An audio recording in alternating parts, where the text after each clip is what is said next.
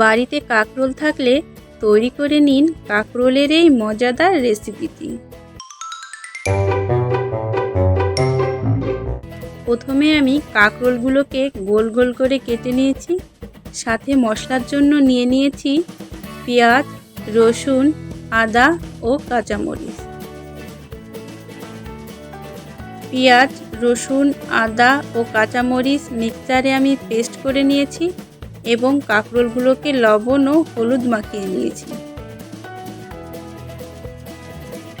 এবার কড়াইতে তেল গরম করে কাঁকরোলগুলোকে এপিট ওপিট করে ভালোভাবে ভেজে তুলে নেব।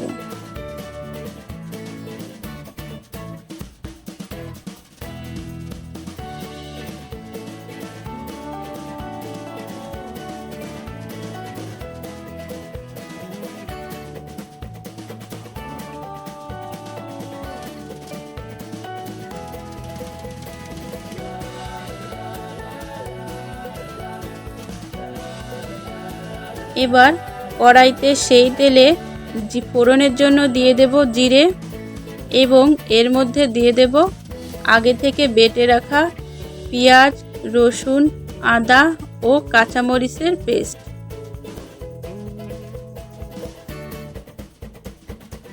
এরপর দিয়ে দেব স্বাদমতো লবণ, হলুদ ও সামান্য জিরে গুঁড়ো।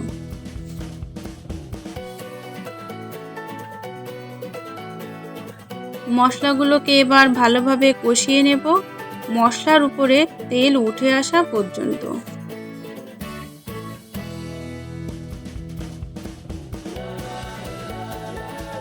মশলাটা ভালোভাবে কষানো হয়ে গেলে এর মধ্যে দিয়ে দেব আগে থেকে ভেজে রাখা কাঁকরোলগুলো।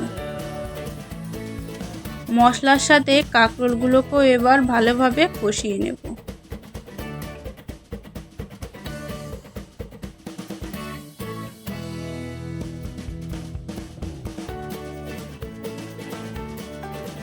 এরপর এর মধ্যে দিয়ে দেব সামান্য পরিমাণে জল।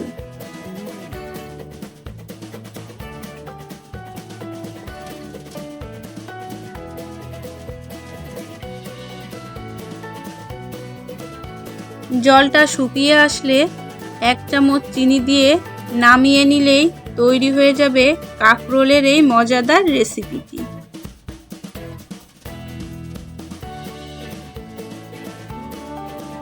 গরম ভাত অথবা রুটি পরোটার সাথে পরিবেশন করুন কাঁকরোলের এই মজাদার রেসিপিটি।